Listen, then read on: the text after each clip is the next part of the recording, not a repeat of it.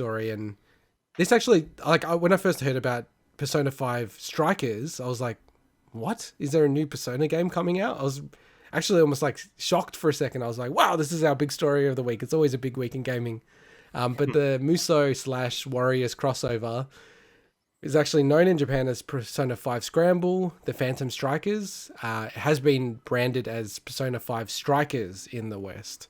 So this has already been released in Japan quite a while ago, but it is coming out on PS4, Switch, and PC, and it is now being dated as the 23rd of Feb 2021. And the game itself, in-game, is set 6 months after the events of Persona 5. And I would assume, Swinny, I'm not sure if you know this, Persona 5 Royal, because that continues the story a little bit. Yeah, I'm not sure exactly, because, up front, I've never, ever played a Persona game, but they've always been that, kind of on the outskirts, wishing that, out of many of the series, that's the one that I'd wish to have a, PS3, PS4, and beyond, and everything for that. Yeah, But I'm kind of shocked that you haven't, like, as part of the podcast, you need to go get a PS5, right?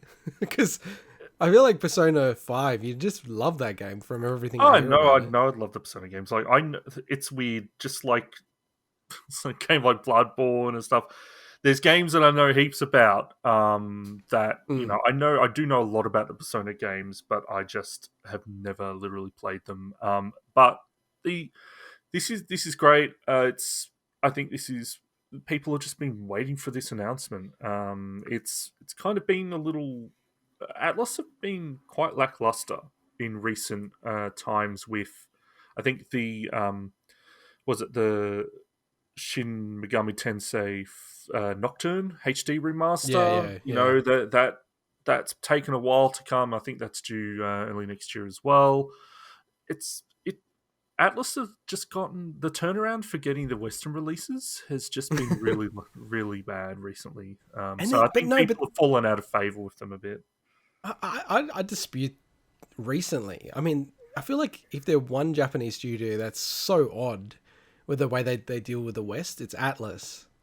To the point where, they've released games with, like, they've literally released like 1,000 physical copies in Australia on some of their games. And they're Oh, like insanely Australia, expensive. I'm talking. Yeah, I'm talking broad. I'm just talking like US Oh, and but stuff like even with the US, like, I get it. When we were growing up, games sometimes would take a year and a half to come to Australia, right? But I feel like for the most part, most studios have just gone, well, that's nuts because, people stream, like lots of reasons why you wouldn't do that. But it feels like Atlas just haven't changed that mentality at all. And they're still just been as bad as they were in the 90s and, companies like that were in the 90s. And that. also with their information, I think it's really weird. Like they themselves leaked this information out accidentally. I don't know if you saw that, Swinny. No, no. I'm just still shocked that I don't know what the deal is, but if what the relationship is between Sony and Atlas in this regards, but the Switch seems perfect to get. They recently released Persona 4.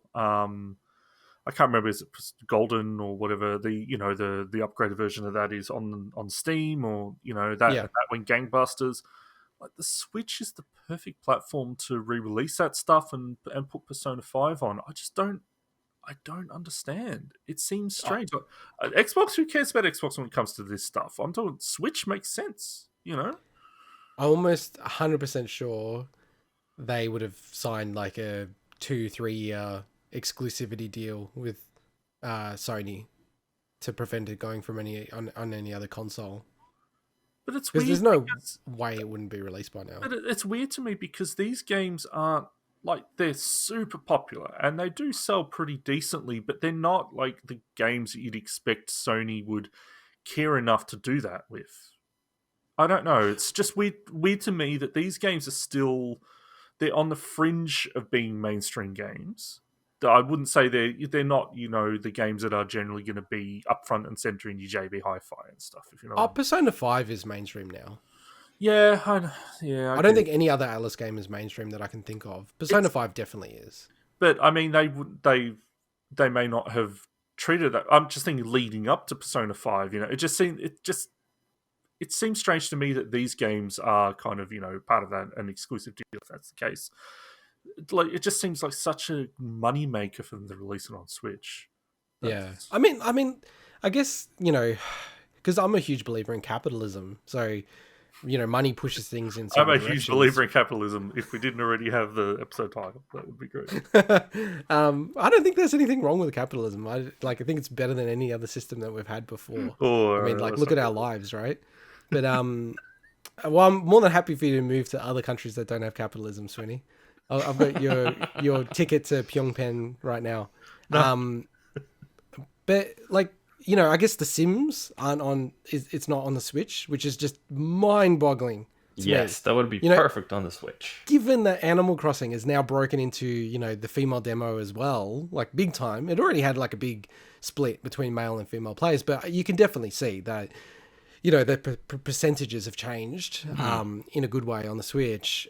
Yeah, Sims would go gangbusters, and you can never mount an argument that it couldn't run on there. And with Persona 5, to your point, like I actually forgot because I busted out my PS3 to play Demon's Souls, and that Persona 5 was released on PS3. I totally forgot about that. yeah, the just about that Sim stuff. I think EA is just still burnt from the Wii and Wii U days. That's all. That's Yeah, but I probably mean, I think we could all safely assume when the Switch is comfortably selling out the other platforms on games that are releasing on everything, that it's a pretty hot, like, property to sell your game on. Like, yeah, I think Persona 5 would go nuts on the Switch, but The Sims would be the biggest. The Sims would be like, I like, this sounds outlandish, but I could see The Sims selling like 10 million copies on the Switch. so. Talking about That wouldn't shock me. Musou games. So this is, as we said, it's a warrior style game. Have you picked up? Is Horror Warriors out yet? Have you picked it up? Or Yeah, come on, dude. but why aren't you playing that yet? Huh? Age of Yeah. Calamity. Well, I think Oh, he's maybe busy Santa, reviewing that game he won't tell us about. No, Santa might be coming for me Oh, for Age of Calamity. oh, man, your Christmas day is just gonna be full of nothing but video games, isn't it? I know. I think I'm getting stacked. It looks like a streamer's holiday or something like that. I think it's all streamer gear. Yeah, so that's why I haven't been playing or talking about it. But I'm also trying to get through Hyrule Warriors, the first one that came out. But oh, geez, with the Game of some other year stuff, I really want to prioritize that. So I might not be able to pick up those games for a while. But yeah, this is probably why you can't argue. This is the apex for Warriors / Musou games at the moment. Like it's just gone nuts at the moment, Musou games. So. All right, well, let's get into a news item that I was really kind of like happy and sad about.